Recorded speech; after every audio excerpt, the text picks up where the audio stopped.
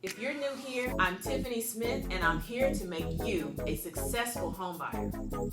I'm going to tell you all the things I wish they had told me before I got ready to buy. I'm going to give you tips. Let's get started.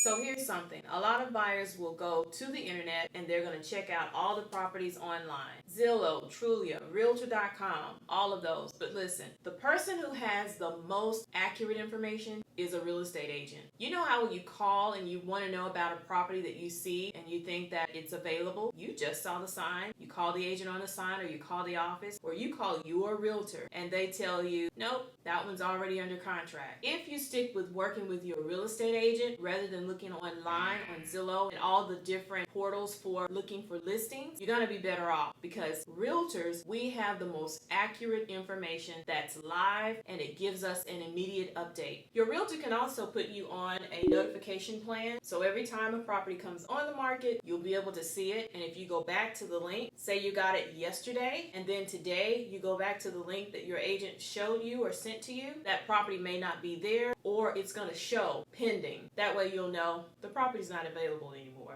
All the other companies can be slower at updating their information because they're taking that information from us as the realtors. So they're behind the clock when it comes to accurate information concerning the status of a property on the market. Stick with your realtor. They're going to have the most accurate information.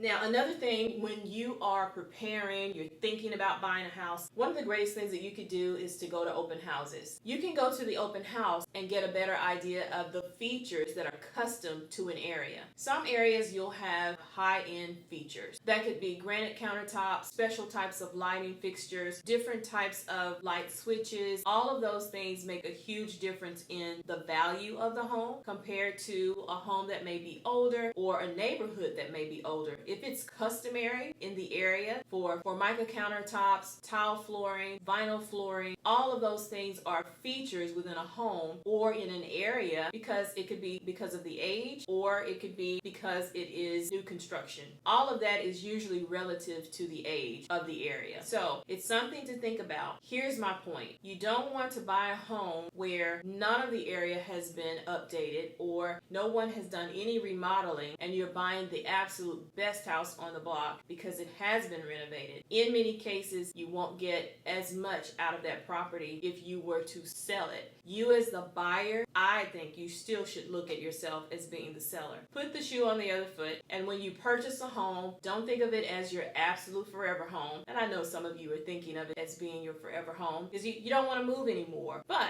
if anything should happen, then you've got to have some options. You've got to be prepared and ready, and that house needs to value so that you can actually get it sold and you don't feel like you've left money on the table or you spent money that you aren't able to recoup. So features of the property are very important. Keep them custom to the area. So if you're getting ready to sell because you're wanting to buy and you're going to make some updates to your property, call your realtor first before you make those updates, because some things won't be worth your time. So think about that. Ask for advice and make sure you don't overspend for what that area can sell for, because it's custom for there to be a certain type of feature. So you may question, where can I find out about open houses? Social media is usually your number one place. So if you're looking for a property in a certain area, a certain subdivision, or you want to know what the schedule is for open house, most realtors are going to post their open house Wednesday, Thursday, Friday before the week of the open house. So always check social media, and that should give you a list of properties that will be open for viewing.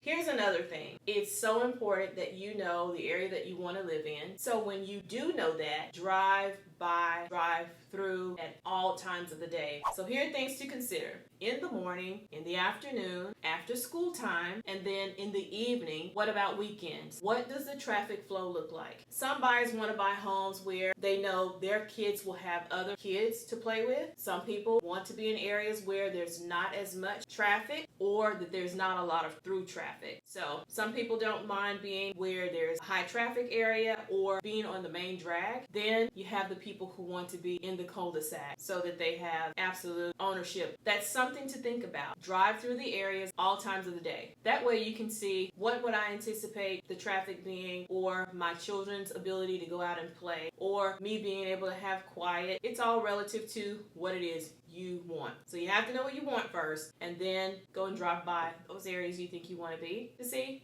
does it work? It may or it may not, but you won't know until you drive through. The worst thing is to drive up to a property and you already know that you don't want to be in the area. So go through the area before you schedule an appointment, especially if you have time now and you're beginning to prepare. Start driving through these areas you think you would love to live. It's worth it. Here's another tip I wish my agent had told me. Go to these neighborhoods that you think you want to live in when it rains. Think about it. You want to know, how does the water settle, or does the water settle at all? The worst thing is to drive through an area when you're actually ready to look at a house, you found the perfect property, you've written an offer, your offer was accepted, and you go to the house and it's raining and water is just accumulating all around the house. Now, that's not the property you want, because you don't want a property where water is constantly accumulating with just a light rain. So when it rains, drive through the area you think you like to be.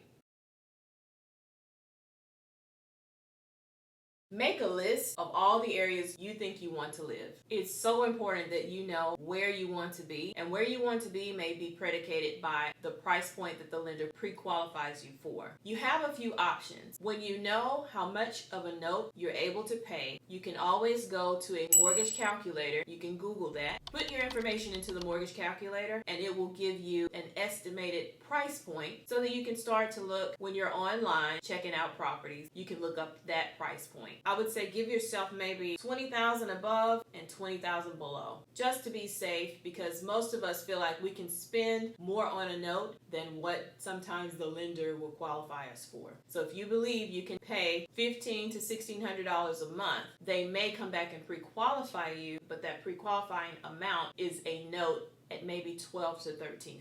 Just a thought. But 20 above, 20 below, you should be set. So tip 1, open houses. This is the greatest way to get a clear view of a neighborhood. Tip 2, go through the areas all times of the day, morning, noon, after school, and evening. Tip number 3, drive by when it's raining to make sure that it actually meets what you're looking for. With that, this is the end of our video. If you're thinking about buying, more tips in the next video. I'll see you next week.